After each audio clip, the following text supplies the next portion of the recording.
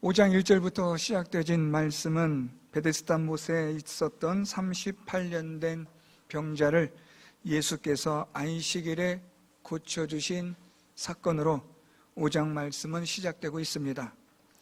안식일에 병을 고쳐주셨다라는 사건 때문에 유대인들은 예수께서 안식일에 병을 고쳐준 일에 대해서 안식일에 일을 한 것을 가지고 예수님을 박해하고 심지어 죽이려고 합니다. 예수께서는 이들에게 아버지께서 이제까지 일하시니 나도 일한다 라고 그렇게 말씀을 하시면서 아버지께서 하시는 일, 곧 사람을, 죽은 자들을 일으켜 살리시는 것 같이 예수께서도 이렇게 죽은 자들을 살리신다 라고 말씀을 하십니다. 생명을 살리는 일, 그리고 심판하시는 일, 이것을 아버지께서 하시는데 이 아버지 일을 이제 아들 되신 예수께서 그대로 하신다라고 말씀을 하십니다. 왜 아버지께서 하시는 일을 아들이 하시는가? 그것에 대해서 우리가 지난 시간 살펴본 것은 아버지께서 아들에게 이 모든 권한을 다 주셨기 때문이다 라는 말씀을 살펴보았습니다. 하나님 아버지께서 아들에게, 예수 그리스도에게 사람을, 생명을 죽은 자의 가운데서 살리는 일, 죽은 자들을 일으키시는 일을 아들에게 맡기셨고, 또 심판하셔서 생명의 부활로 나오게 하시는 일도 아들에게 맡기셨다는 것을 우리가 살펴봄으로써 예수 그리스도께서 하시는 일은 하나님 아버지께서 하시는 일이다 라는 것을 예수께서 지금까지 말씀하셨습니다. 정리하면 베데스다에서 38년 된 병자를 고쳐주시고 그의 죄를 용서하여 주신 일은 곧 하나님 아버지의 일이며 그 일을 예수께서 지금 하고 계시다라는 것을 말씀하신 겁니다. 이 일을 위해서 아버지께서는 아들에게 사람을, 죽은 자를 일으켜 살리시는 일과 심판케 하시는 일을 아들에게 다 맡기셨고 권한을 주셨다라는 것을 예수님이 말씀하신 겁니다. 오늘 본문에서는 그렇다면 아버지께서 아들에게 이 모든 권한을 다 맡기셨다, 그래서 38년 된 병자를 일으키신 일이 이것이 하나님 아버지의 일이다라고 그렇게 증언하는데, 그렇다면 그 증언이 참되냐라는 겁니다. 그렇게 말하는 증거가 무엇이냐라고 그러한 반론이 분명히 있을 것임에 대하여 오늘 말씀은 그것에 대한, 하나님께서 예수 그리스도에게 하나님의 일, 죽은 자들을 살리시고 심판케 하시는 그 일을 하나님께서 아들에게 주셨다라는 그 증거에 관한 것을 오늘 예수님은 말씀하여 주고 있습니다. 이 일을 오늘 예수께서 설명하시기 전에 30절 말씀에 예수님은 이렇게 말씀합니다. 내가 아무것도 스스로 할 수 없노라. 듣는 대로 심판하노니 나는 나의 뜻대로 하려 하지 않고 나를 보내신 이의 뜻대로 하려 함으로 내 심판은 의로우니라 라는 말씀을 시작으로 하여 예수께서 하시는 일이 아버지의 일이 됨을 증거하십니다. 오늘 30절 말씀의 이 시작은 어떤 의미가 있냐면 예수께서 하시는 이 모든 일이 아버지의 뜻대로 하는 일이다 라는 말씀에 강조점이 있습니다. 즉 예수께서 하시는 이 모든 일은 예수님 마음대로 막 하는 일이 아니라 하나님께서 아들에게, 예수님에게 모든 권한을 다 주셨다 할지라도 죽은 자를 일으켜 살리시고 생명의 부활로, 심판의 부활로 나오게 하시는 권한을 다 주셨을지라도 예수 그리스도께서는 이 모든 일을 예수님 마음대로 막 하는 게 아니라 아버지의 뜻대로 하는 것이다 라는 것을 말씀하시는 겁니다. 모든 것이 다 아버지의 뜻대로 아버지의 뜻을 이루는 일이 되므로 곧 이 일은 아버지의 일이며 아버지의 일은 곧 예수 그리스도의 일이다라는 것을 예수님이 말씀하시는 것입니다. 이렇게 말씀하시면서 오늘 예수님이 증거를 이 사람들에게 제시를 하시는데 31절에 이렇게 말씀합니다. 내가 만일 나를 위하여 증언하면 내 증언은 참되지 아니하되 나를 위하여 증언하시는 이가 따로 있으니 라고 말씀합니다. 오늘 여기서 31절 말씀에서 예수님께서 내가 만일 나를 위하여 증언하면 내 증언은 참되지 아니하다라는 말씀을 우리가 조금 이해할 필요가 있습니다. 이 말씀은 당시 유대 사회의 문화를 이해해야만 우리가 이해할 수 있는 구절입니다. 당시 유대인들은 어떠한 사람이 말을 할 때, 어떠한 일을 주장할 때 그 말이 진실인지 참인지를 가리기 위하여 그 사람의 말에 대한 증인 두세 사람을 요구합니다. 그래서 어떤 사람이 어떤 말을 주장하였을 때 그 말이 맞다, 옳다, 참이다 하는 그러한 증인이 적어도 두 사람 이상은 되어야 했습니다. 오늘 예수님은 유대인들에게 지금 무슨 말씀하시냐면 내가 만일 나를 위하여 증언하면 내 증언은 참되지 아니하다라는 말씀은 다시 설명하면 너희들이 알다시피 내가 아무리 나 혼자 주장한다 한들 이것이 너희들에게 무슨 믿음이 되겠느냐, 증거가 되지 않지 않느냐. 그래서 나는 너희에게 내 말 말고 내 말을 증언해 줄 수 있는 증인들을 내가 너희들에게 말해 주겠다라는 뜻입니다. 내가 만일 나의 주장만 말한다면 너희들은 내 말을 참되다, 진실하다라고 여기지 않을 것이기 때문에 내가 하는 이 주장, 내 말에 대한 증거를 내가 제시하겠다라는 말씀이 오늘 31절의 말씀입니다. 그러면서 예수님은 32절에 나를 위하여 증언하시는 이가 따로 있다. 나를 위하여 증언하는 그 증언은 참인 줄 아노라. 이 말씀은 내가 나의 소리만, 내 주장만 말하지 않고 내가 말한 것을 증언하는 이들이 따로 있기 때문에 내 증언은 참되다, 바르다, 진실하다라는 것을 오늘 예수님이 말씀하시는 것입니다. 그러면서 오늘 예수님께서 이제 증인을 예수님이 말씀하시는데 그 첫 번째 증인이 세례 요한입니다.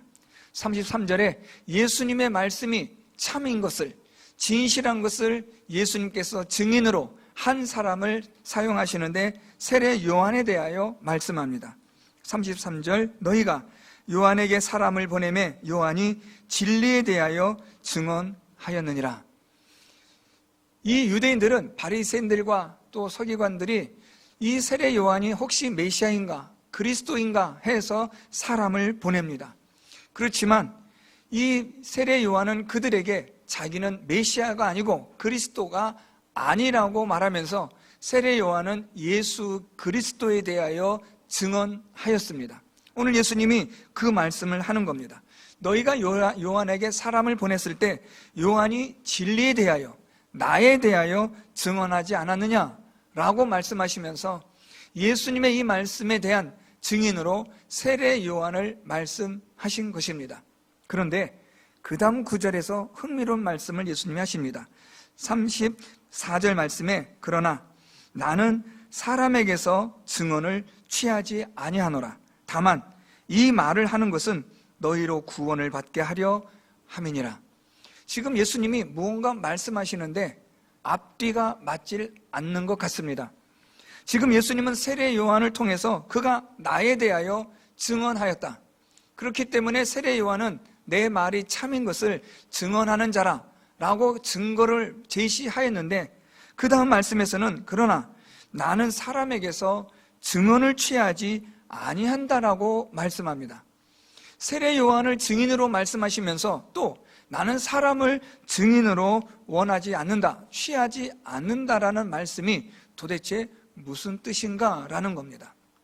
오늘 예수님이 말씀하신 사람에게서 증언을 취하지 아니한다라는 말씀은 예수님은 사람들의 증언에 의해서 예수님의 말씀이 옳다, 그르다라는 것이 판명되지 않는다라는 말씀입니다.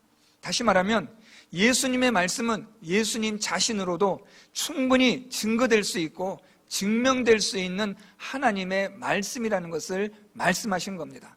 너희들처럼 두 사람, 세 사람이 증언해 주어야만 그 말이 참이다, 진리다 라고 너희들은 말하는데 나는 그렇지 않다. 나는 꼭 사람의 증언이 있어야만 내 말이 진실하다, 참이다라고 나는 너희들에게 증언하지 않는다라는 말입니다. 이 말은 거꾸로 말하면 나는 사람의 증언이 필요치 않은 자다라는 겁니다. 너희들에게는 사람의 증언이 필요할 수밖에 없지만, 왜냐하면 너희들은 죄악으로 부패한 본성을 가진 사람이기 때문에 한 사람의 말로서는 참과 진실에 대한 것을 증명할 수 없지만, 나는 사람의 증언을 필요치 않은 완전한 증인이라고, 완전한 진리의 말씀인 것을 증언하는 자라고 예수님은 말씀하는 겁니다. 나는 사실 세례 요한의 증언이 필요하지 않아. 나에게는 정말 진실한, 확실한 증거가 있기 때문에 사람의 증언이 내게 필요하지 않아. 그런데 나는 세례 요한을 너희들에게 내 말이 진리라는 것을 증언한다. 왜냐하면, 여러분 그 다음 말씀 보실까요? 그 이유는 34절 하반절에 다만 이 말을 하는 것은 너희로 구원을 받게 하려 함이니라. 여기서 조금 약간 알쏭달쏭합니다. 세례 요한을 증인으로 세웠는데 나는 이 세례 요한이 너에게 있어서 절대적으로 필요한 증인은 아니야. 그런데 너희에게 구원을 얻기 위해서 내가 잠시 세례 요한을 증인으로 말한 거야. 도대체 무슨 말인가요? 조금 더 말씀을 읽어 내려가야 합니다. 35절에 요한은 켜서 비추이는 등불이라 너희가 한때 그 빛에 즐거이 있기를 원하였거니와 라고 말씀합니다. 예수님은 이 당시에 이스라엘 백성들이, 유대인들이 세례 요한을 어떤 존재로 여겼는지를 자세하게 말씀해 주고 있는 겁니다. 당시 이스라엘 사람들은, 유대인들은 세례 요한이 메시아가 아닌가, 그리스도가 아닌가 할 정도로 세례 요한에 대한 폭발적인 인기가 있었습니다. 많은 사람들이 세례 요한을 따라다녔고 많은 사람들이 세례 요한을 추종했습니다. 세례 요한으로 인하여 사람들이 즐거워했습니다. 왜냐하면 사실 그때 그 당시에 세례 요한은 당시의 최고의 권력자였던 헤롯에게 당당하게도 하나님의 말씀을 전할 수 있었던, 이스라엘 백성들의 마음을 시원하게 해줄 수 있었던 그런 선지자였기 때문에 이스라엘 백성들에게 있어서의 세례 요한의 이 존재 가치는 대단했던 겁니다. 그래서 오늘 예수님 말씀하시기를 요한은 켜서 비추이는 등불이라 너희가 한때 그 빛에 즐거이 있기를 원하였다라는 말씀은 너희들이 얼마나 세례 요한을 즐거워했느냐, 너희들이 얼마나 세례 요한을 좋아했느냐 하는 것을 말씀해 주시는 겁니다. 다시 말하면 너희들이 그렇게 좋아하고 너희들이 그렇게 기뻐했던 세례 요한도 나에 대해서 증언하지 않았느냐, 이걸 지금 말씀하는 거예요. 사실 예수님은 세례 요한의 증언이 필요치 않아요. 세례 요한의 증언이 반드시 있어야만 예수 그리스도가 하나님의 아들 되신다는 것을, 그렇게 꼭 세례 요한이 있어야만 증거되는 건 아닙니다. 그러나 이 세례 요한을 통해서 예수님의 말씀이 진리라고 증언하는 이유는 너희들이 얼마나 세례 요한을 좋아했는지 내가 알고 있기 때문에, 어떻게 해서든 너희가 나를 믿어 구원을 받는 일이라고 한다면 내가 세례 요한이라도 증인으로 사용한다라는 말씀입니다. 사실 나는 세례 요한의 증인이 필요하지 않지만 너희가 아직 내 말을 알지 못하고 깨닫지 못하고 이해하지 못하니까 세례 요한이라도 설명해서 내 말을 듣고 구원을 받는다고 한다면 나는 기꺼이 세례 요한의 증언도 사용하겠다라는 말씀입니다. 그러면 예수님은 사실 세례 요한의 증언도 필요치 않은 그런 분이라면 도대체 예수님은 어떤 증언을 갖고 계시는가, 어떤 증거를 갖고 계시는가, 계속해서 말씀을 볼까요? 36절 말씀으로 내려가면 내게는 요한의 증거보다 더 큰 증거가 있으니 라고 말씀합니다. 오늘 예수님은 이 요한의 증거는 필요하지 않다, 나는 사람에게서 증언을 취하지 않는다, 34절의 말씀은 사실 36절 말씀과 연결되어질 수 있습니다. 나는 사람의 증거를 필요하지 않고 사람의 증언을 나는 요구하지도 않는다. 왜냐하면 내게는 이것보다, 사람보다 더 큰 증거가 있다. 사람들이 말해주는 것보다 더 완전한 증거가 있기 때문에 나는 사실 사람의 증거, 사람들이 증인으로 나서는 거 나는 원하지 않는다, 필요치도 않는다 라는 말씀인 겁니다. 그러면 이 세례 요한의 증거보다 더 큰 증거가 무엇이냐? 오늘 두 가지를 말씀합니다. 첫째로 오늘 36절 말씀 계속 읽어 내려가면 아버지께서 내게 주사 이루게 하시는 역사, 곧 내가 하는 그 역사가 아버지께서 나를 보내신 것을 나를 위하여 증언하는 것이요 라고 말씀합니다. 자, 여러분 오늘 36절에서 아주 중요한 키워드, 핵심 단어가 하나 있습니다. 그걸 보셔야 되는데 그게 바로 뭐냐면 아버지께서 내게 주사 이루게 하시는 역사입니다. 이것이 바로 아버지께서 예수 그리스도를 보내셨다, 예수 그리스도께서 아버지의 일을 하신다라는 증거가 된다라는 말씀입니다. 이 증거는 세례 요한이 말한 증거보다 더 완전한, 더 큰 증거라는 것입니다. 그런데 그 증거가 무엇이냐면 아버지께서 내게 주사 이루게 하시는 역사라는 겁니다. 이 역사라는 말은, 이 헬라어는 어떠한 일을 행하여 증거로 삼다라는 일입니다. 어떤 일을 보여주어서 증거가 되게 하다, 이 말을 조금 다른 말로 표현하면 표적이라고 말합니다. 즉 예수께서는 하나님의 능력을 보여주심으로 예수께서는 하나님이 보내주신 하나님의 아들 되심을 증거하고 계시다라는 말씀입니다. 가장 가깝게는 어떤 일일까요? 베데스다 못에서 38년 된 병자를 고쳐주신 사건을 말하는 겁니다. 생각해 보십시오. 어떻게 38년 된 병자가, 자기 몸도 움직일 수 없는, 스스로 자기 몸을 제어할 수 없는 사람이 38년 동안 있었던 그 사람을 어떻게 사람이 고쳐줄 수 있느냐라는 겁니다. 그것은 곧 하나님의 능력이 아니면, 하나님이 보내주신 자가 아니면 할 수 없는 일이라는 것을 말씀하는 겁니다. 38년 된 병자를 고쳐주셨다는 것은 절대적으로 불가능한 일을 가능케 하셨다라는 뜻을 가지고 있는 겁니다. 예수 그리스도는 아무도 할 수 없는 일, 사람이라면 절대로 할 수 없는 일, 다시 말하면 오직 하나님만이 하실 수 있는 그 일을 하신 분이 예수 그리스도이시기 때문에 이 역사를 통하여 예수께서는 하나님이 보내신 자라는 것을 증거하신다라는 겁니다. 이것뿐 아닙니다. 우리가 앞으로 살펴보겠지만 죽은 나사로를 살리기도 하십니다. 또한 왕의 신하를 고쳐주기도 하십니다. 말씀만 하셔서 병이 낫게도 하십니다. 우리 예수님께서 보여주신 하나님의 역사는 이루다 말할 수가 없는 겁니다. 이러한 하나님의 역사를 통한 것이 예수 그리스도가 하나님이 보내주신 자 되심을 증거한다라고 말씀하시는 겁니다. 이것을 보고도 믿지 못한다면 도대체 무엇을 보고 믿겠느냐라는 예수님의 말씀이기도 한 거죠. 자, 그런데 이러한 역사보다도 더 큰 역사가, 증거가 또 하나가 있습니다. 이 37절 말씀, 또한 나를 보내신 아버지께서 친히 나를 위하여 증언하셨느니라. 이제 이 역사, 능력, 어떤 기적, 표적, 병을 고침, 죽은 자를 살리심, 이것도 정말 위대한 표적이고 놀라운 증거가 되지만 이것보다 더 크고 놀라운 증거가 있다. 그것은 바로 하나님 아버지께서 예수 그리스도를 증언하셨다라는 겁니다. 무슨 말씀인가 하면 그 다음 말씀 보십시오. 계속해서 너희는 아무 때에도 그 음성을 듣지 못하였고 그 형상을 보지 못하였어요. 그런데 하나님의 말씀이 너희에게 예수 그리스도에 대하여 증언하였다라는 겁니다. 예수께서 말씀하신 내용은 하나님 아버지께서 친히 나를 위하여 증언하셨는데 그 증언은 구약 성경에 기록되어진 모든 말씀들이 예수 그리스도를 위하여 증언하신 하나님의 말씀이라는 거예요. 우리는 사실 기적을 더 크게 봅니다. 죽은 자가 일어난 것을 더 놀랍게 여깁니다. 38년 된 병자가 고침받은 것을 대단하게 봅니다. 그런데 오늘 예수님 말씀은 이것보다도 더 크고 놀라운 일은 무엇이냐면 하나님 아버지의 말씀으로 증언하신 것이라는 것을 말씀하는 거예요. 하나님 아버지의 말씀이 너희 속에 있으면 이것으로 말미암아 이것보다 더 큰 증거가 없다는 것을 말씀하는 거예요. 이 하나님의 말씀이 우리에게 최고의 증거가 된다라는 것을 말씀하신 거죠.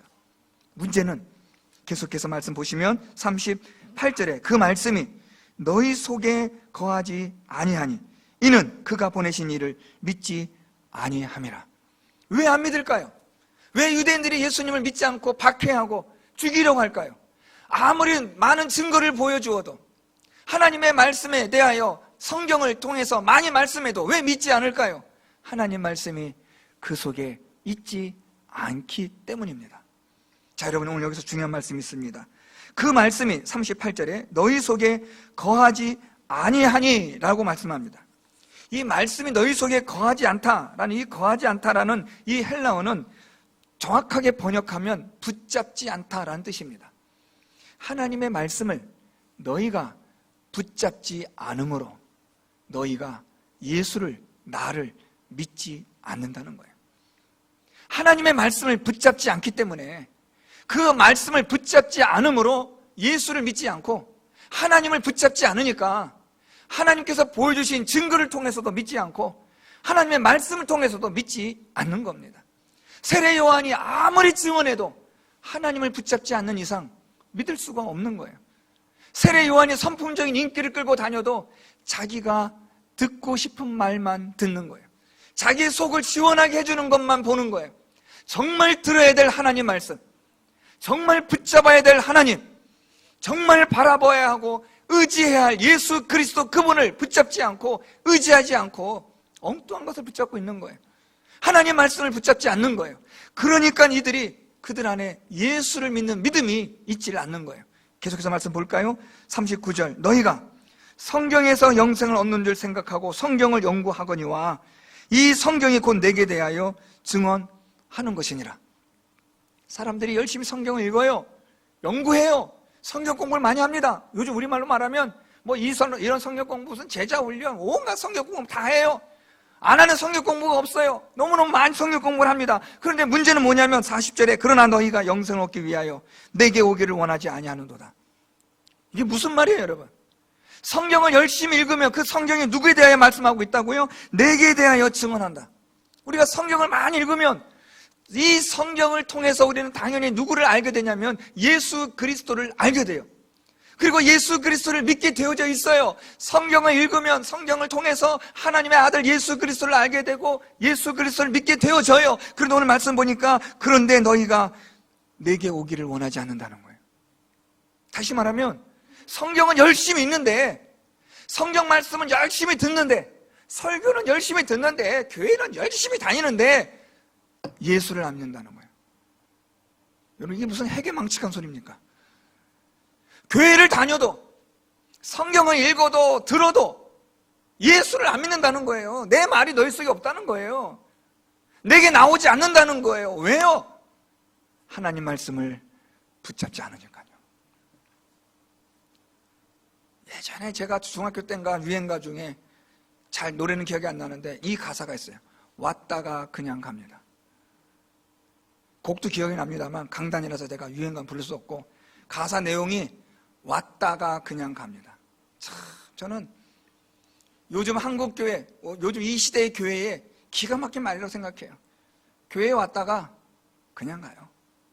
하나님 말씀 들었는데 그냥 가요. 성경 읽었는데 그냥 갑니다. 설교 들었는데 그냥 가요. 여러분, 요즘 텔레비전 채널만 돌리면 기독교 방송 있는지 모르겠습니다. 나오겠죠. 기독교 방송 또 라디오 틀시면 주파수 맞추면 설교 방송 나올 것이고, 온 교회마다 이 홈페이지가 있어서 설교 듣고 싶으면 들어가면 되고, 미국에 좋은 목사님 설교했으면 인터넷 들어가서 설교 들으면 돼요. 그러니까 여러분, 지금 우리는 어떤 시대를 살아가고 있냐면 하나님 말씀의 홍수의 시대를 살아가고 있는 거예요. 손가락 하나 버튼 몇 번만 클릭하고 하면 온 세상에 있는 설교들 다 들을 수 있어요. 여러분, 성경도 여러분 종류가 얼마나 많아요. 우리 개역, 개정, 개정성경, 쉬운성경, 표준성경, 세번역 성경, 현대인 성경, 성경들이 얼마나 많아요. 천지에 널려 있잖아요, 여러분, 성경이. 그런데 예수를 안 믿어요. 여러분, 이 말씀 마음에 무슨 말씀인지 이해가 되십니까? 오늘 예수님 말씀하신 게 그거예요. 지금 하나님께서 나에 대하여 증언하셨느니라. 그런데 이 말씀이 너희 속에 거하지 아니하므로 너희가 그가 보내신, 하나님이 보내신 일을 너희가 믿지 않는다. 너희가 열심히 성경을 연구한다. 너희들이 열심히 성경을 지금 너희가 상고하고 이 성경 연구하고 열심히 읽는다. 그런데 문제는 뭐냐면 너희는 예수께 나오지 않는다는 거예요. 여러분, 이게 무슨 역설이고 무슨 덩어리입니까? 이게 오늘 우리들의 모습입니다. 이 당시에 유대인들만 그래요? 우리도 마찬가지예요. 교회에 와서 예배드리면서 무엇을 붙잡아야 합니까? 하나님을 붙잡아야죠. 말씀을 붙잡아야죠. 오늘 하나님 주시는 그 말씀에 대해서, 오늘 이 예배를 통하여 내 모든 생명과 내 모든 것에 대한 구원의 주가 되시는 하나님을 붙잡고 의지하며 지금 예배를 드려야 되는데 엉뚱한 걸 붙잡고 있는 거예요. 그게 생명인 줄 알고, 그게 전부인 줄 알고, 썩은 동아줄인지도 모르고, 썩어서 사가서 이제 곧 끊어질 것인지도 모르고 그것이 영원한 줄인 것처럼 세상의 줄을 붙잡고 있는 우리들에게 오늘 예수님 말씀하시는 거예요. 너희가 나를 붙잡지 않으므로, 하나님의 말씀을 붙잡지 않으므로 나를 믿지 않는다는 거예요. 여러분 고민하지 마세요. 여러분이 무엇을 붙잡고 있는지 생각하면 예수를 믿는지 안 믿는지 그냥 드러나는 겁니다. 오늘 예수님께서는 하나님의 말씀을 붙잡으라는 거예요. 많은 사람들이 예수 그리스도에 대하여 증언하는 말을 붙잡으라는 거예요. 오늘날로 말하면 교회에서 많은 목사들이 진리에 의한, 성경에 의한 바른 설교를 증언하고 전할 때 그 말씀을 여러분 붙잡으셔야 돼요. 거짓된 그런 것을 말하는 그런 목사들 말고요, 바른 성경과 바른 진리에 의해서 가르치는 그런 하나님의 말씀이라면 붙잡으셔야 돼요. 여러분의 삶 속에 일어나는 하나님의 메시지들이 얼마나 많아요.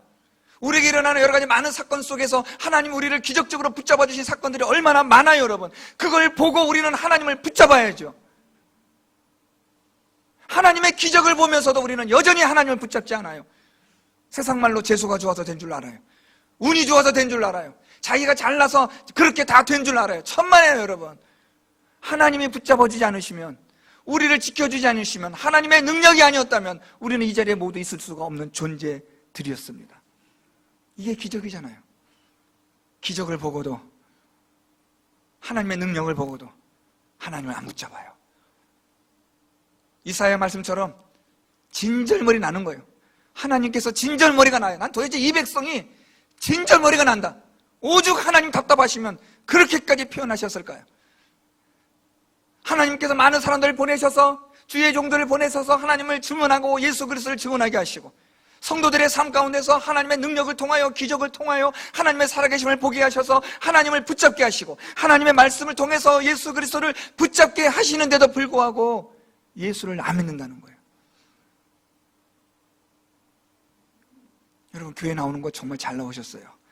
예배 드리는 거 정말 잘 드리시는 거예요. 그런데 왔다가 그냥 가면 안 됩니다. 하나님을 붙잡으셔야 돼요. 말씀을 붙잡으셔야 돼요. 우리의 삶 속에서 일어나는 하나님의 능력을 바라보시고 하나님을 붙잡으셔야 돼요. 그래야 우리가 예수를 믿고 영접하여 영생을 얻게 되는 줄 믿습니다. 많은 사람들이 그냥 왔다가 가요. 하나님을 안 붙잡아요. 그럼 뭘 붙잡을까요? 세상 줄 붙잡는 거예요. 돈의 줄을 붙잡는 거예요. 어떻게 하면 좀 더 돈을 많이 벌까? 어떻게 하면 좀 더 편안하게 살 수 있을까? 아이고 뭐 이렇게 살면 딱 좋다 하는 그런 안락함을 붙잡고 있는 거예요. 이거 놓으면 그냥 죽는 줄 아는 거죠. 썩어서 끊어질 줄인데도 그게 진짜인 것처럼 꽉 붙잡고 있는 거예요. 정말 붙잡아야 할 생명의 줄은 안 붙잡고, 정말 붙잡아야 될 하나님의 말씀은 안 붙잡고, 세상에 떠내려가는, 표류하는, 이리저리 둥둥 떠다니는 것들을 붙잡고 의지하고 살아가는 우리의 인생에 대해서 오늘 성경은 말씀하는 겁니다. 너희 속에 하나님의 말씀이 너희 속에 거하지 아니하니 그가 보내신 이를 믿지 아니함이라. 붙잡지 않으면 믿지 않는 거예요. 붙잡아야 믿어지는 거예요. 우리 모두 성도 여러분들이 하나님을 붙잡고 하나님의 말씀을 붙잡아서 예수 그리스도를 영접하여 믿는 성도 여러분들 될 수 있기를 바랍니다. 구원받고 영생 얻어 영원한 천국에 이룰 수 있는 유일한 방법은 하나님의 말씀을 붙잡고 하나님을 붙잡고 예수 그리스도를 붙잡아야만 되는 겁니다. 우리 모든 성도 여러분들에게, 성도 여러분들이 하나님의 말씀을 붙잡고 하나님의 말씀이 여러분 마음속에 거하게 하셔서 영생을 얻고 거듭남을 얻는, 구원받는 성도 여러분들 될 수 있기를 예수 그리스도의 이름으로 축원드립니다.